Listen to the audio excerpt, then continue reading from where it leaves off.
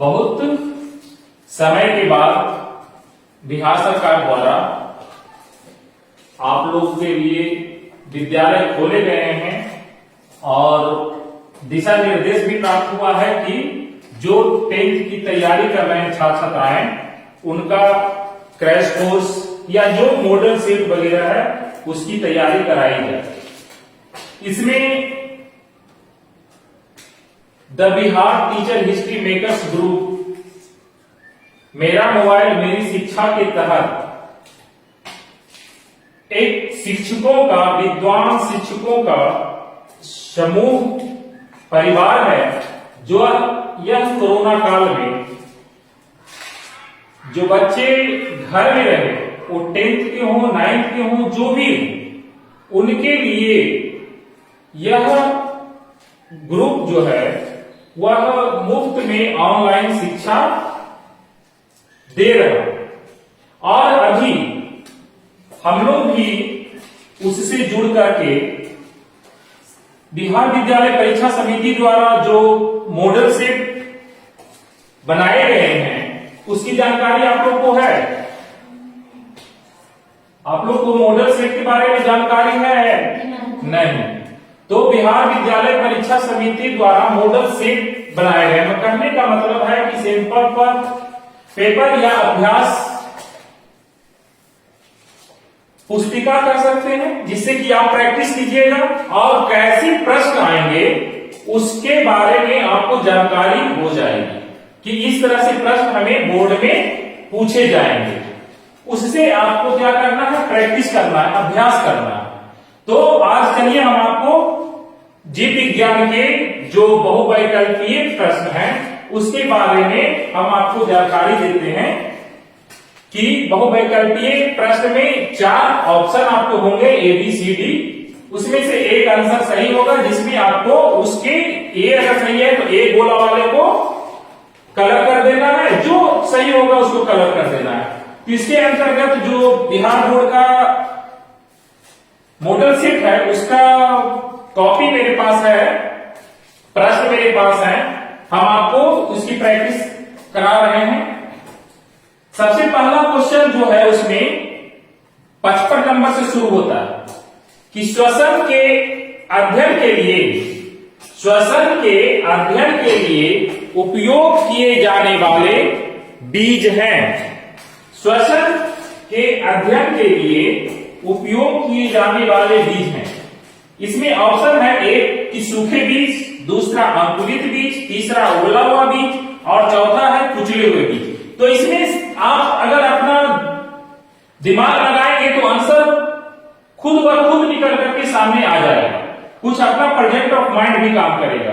जैसे कि सूखे बीज नहीं होगा, उबला हुआ बीज, जब अगर बीज को आप उबाल देंगे तो बीज फिर अंकुरित होगा नहीं होगा, कुचल देंगे यानी उसको पीस वगैरह देंगे तो होगा नहीं होगा। तो इसके लिए इसका आंसर सही होगा अंकुरित बीज। ठीक है, श्वसन के अध्ययन के लिए उपयोग किए जाने वाले बीज है कौन सा, अंकुरित बीज। क्वेश्चन नंबर 56 में है कि मानव वृक्क किस प्रणाली का हिस्सा है। वृक्क को अंग्रेजी में क्या कहा जाता है, किडनी जो है वह किस तंत्र का हिस्सा है, तो यह उत्सर्जन तंत्र का हिस्सा है। इसमें ऑप्शन है ए में पोषण, श्वसन, परिवहन और उत्सर्जन, सी में है उत्सर्जन, तो क्या होगा उत्सर्जन। 57 नंबर क्वेश्चन में है कि पौधे में जाइलम निम्नलिखित में से किसके लिए जिम्मेदार है। जाइलम का क्या काम है, परिवहन का काम है। तो जाइलम का क्या काम है, आपको बताया है कि जाइलम का काम है कि जल को ऊपर की ओर ले जाना। तो यहाँ पे पानी दिया है, एमिनो अम्ल है, भोजन है, ऑक्सीजन है। पहला ऑप्शन जो है पानी वो सही है, पानी को जल को नीचे से ऊपर की ओर ले जाता है। 58 नंबर क्वेश्चन में है कि श्वसन के दौरान कौन सी गैस निकलती है। कौन सी गैस निकलती है श्वसन में, आप कौन से गैस बाहर निकालते हैं, वायुमंडल में कौन सा गैस छोड़ते हैं आप लोग, हाँ कार्बन डाइऑक्साइड। ठीक है, फलों के पकने को निम्न में से नियंत्रित किया जाता है। एक्चुअली जो पादप हार्मोन है उनमें से कौन से हार्मोन होंगे जो फल को पकाने में भूमिका अदा करते हैं? तो एथिलीन नामक हार्मोन है। बोर्ड के प्रश्न भी आते हैं कि फल पकाने वाले हार्मोन को क्या कहते हैं? तो एथिलीन, है ना? एथिलीन याद रखिएगा, एथिलीन जो है वह फल पकाने वाला हार्मोन कहा जाता है। उसके बाद क्वेश्चन है 60 में कि न्यूरॉन का वह हिस्सा जहां जानकारी हासिल की जाती है। तो न्यूरॉन के बारे में आपको जानकारी है ही, 9th से ही पढ़ते आ रहे हैं कि न्यूरॉन जो है जिसकी संरचना स्टार जैसी होती है और आगे में वो धागे जैसे उसके प्रवर्ध निकले होते हैं, वो वहीं से वो सूचना जो है, संवेदना जो है वो ग्रहण करता है। तो डेंड्राइट होगा, ठीक है? आंसर में क्या होगा? डेंड्राइट होगा। और 61 नंबर क्वेश्चन कहता है कि निम्नलिखित में से कौन आपातकाल का हार्मोन है?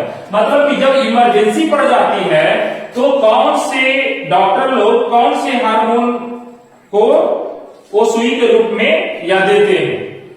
तो इसमें है एड्रेनालिन। एड्रेनालिन होगा। इसमें ऑप्शन में है एस्ट्रोजेन, पाराथायरोमोन, कैल्सिटोस्पिन, कैल्सिटोनिन वगैरह है। तो ये नहीं होगा, होगा क्या? एड्रेनालिन, है ना?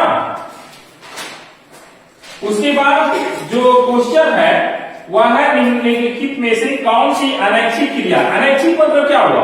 अनैच्छिक मतलब हुआ कि जिस पर हमारा कंट्रोल नहीं है ना, जिसको हम नहीं कर सकते हैं। आप अपने हार्ट को हम पढ़ाए थे, अपने हार्ट को आप रोक करके बताइए। हार्ट की जो हार्टबीट है, धड़कन है हृदय की, उसे रोक सकते हैं? आपको उस पर कमांड है? तो वो अनैच्छिक क्रिया होती है। तो कहता है इसमें जो आपका ऑप्शन है कि उल्टी, अत्यधिक लार निकलना, दिल का धड़कन, चबाना।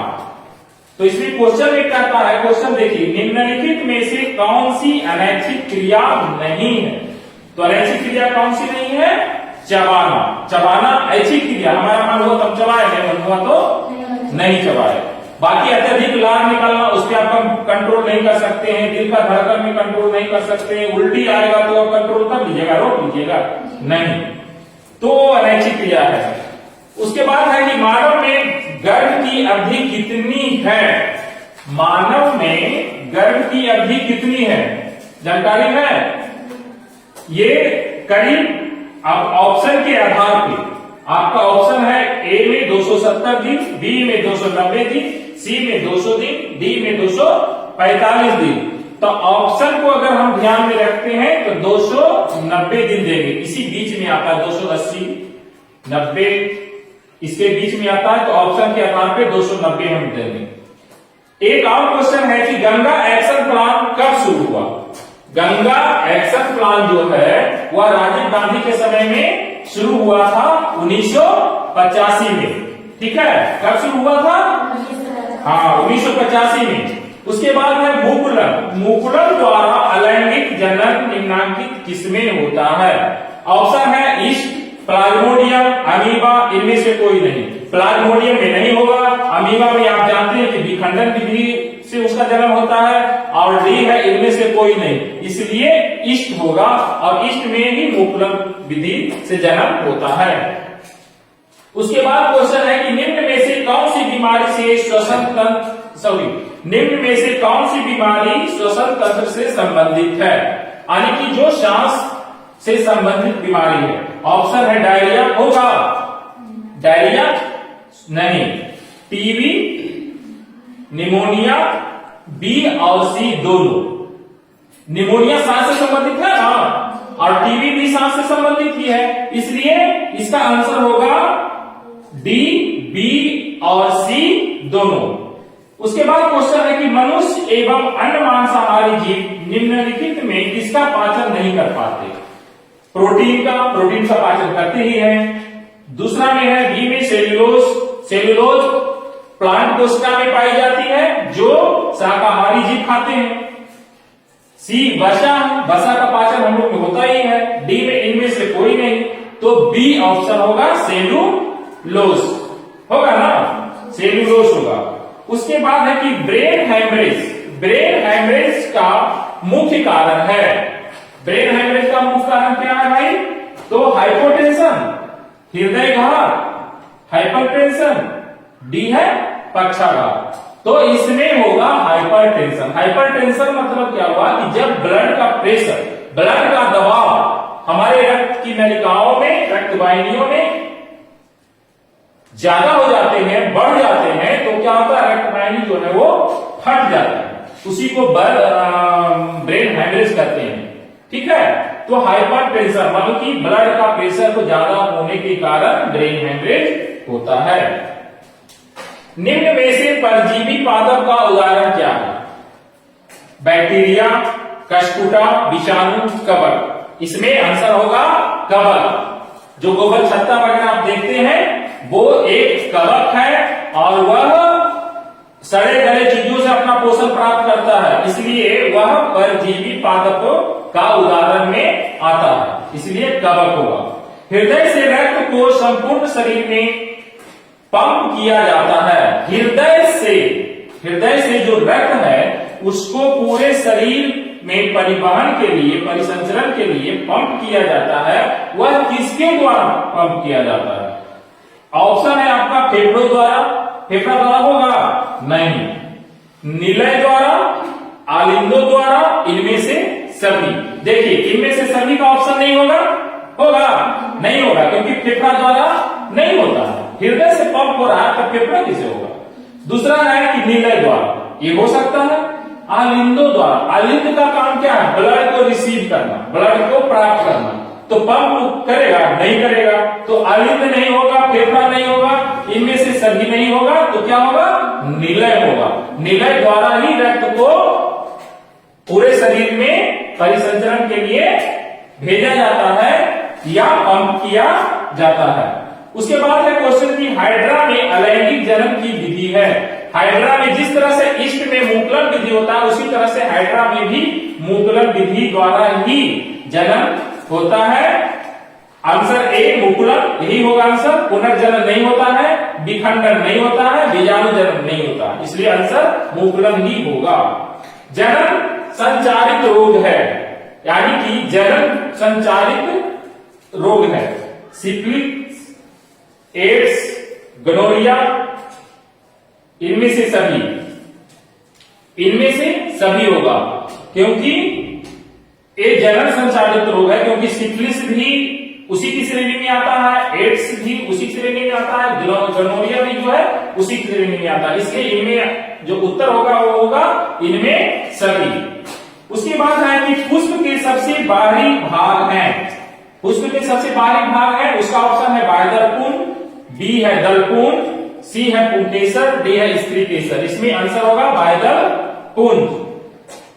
74 नंबर क्वेश्चन में है कि ब्लड समूह ए में कौन सा एंटीबॉडी होता है? ब्लड समूह ए में कौन सा एंटीबॉडी होता है? इसमें एंटीबॉडी होगा वह होगा ए। ऑप्शन आपका है ए में ए, बी में ए बी, सी में बी, डी में ओ। तो ए भी नहीं होगा, बी भी नहीं होगा, ओ भी नहीं होगा, इसलिए आंसर होगा ए। रक्त में ग्लूकोज की मात्रा निम्नलिखित में से कौन नहीं नियंत्रित करता? ये क्वेश्चन थोड़ा सा हमें गड़बड़ लग रहा है, हालांकि यहाँ पे हम आपको बता देते हैं कि यह क्वेश्चन जो है ऐसे पूछा जाना चाहिए था कि रक्त में ग्लूकोज की मात्रा का नियंत्रण किसके द्वारा होता है, तब आंसर होता इंसुलिन। लेकिन अगर इसमें रक्त में ग्लूकोज की मात्रा निम्नलिखित में से कौन नहीं नियंत्रित करता है, तो हम इसका आंसर ग्लूकागोन दे सकते हैं, क्योंकि ग्लूकागोन जो है वह रक्त में शर्करा की मात्रा को बढ़ा देता है, इसलिए वो नियंत्रित नहीं करेगा। उसके बाद है कि पादप वृद्धि हार्मोन है। पादप में वृद्धि करने वाला कौन सा हार्मोन है? जिबरेलिन है कि एड्रेनलिन है कि इंसुलिन है कि थायरोक्सिन है? थायरोक्सिन मानव का है, इंसुलिन भी मानव का है, एड्रेनलिन भी नहीं होगा, तो क्या होगा? जिबरेलिन होगा। जिबरेलिन जो है वो पादप हार्मोन है और वह पादप में वृद्धि के लिए उत्तरदायी माना जाता है।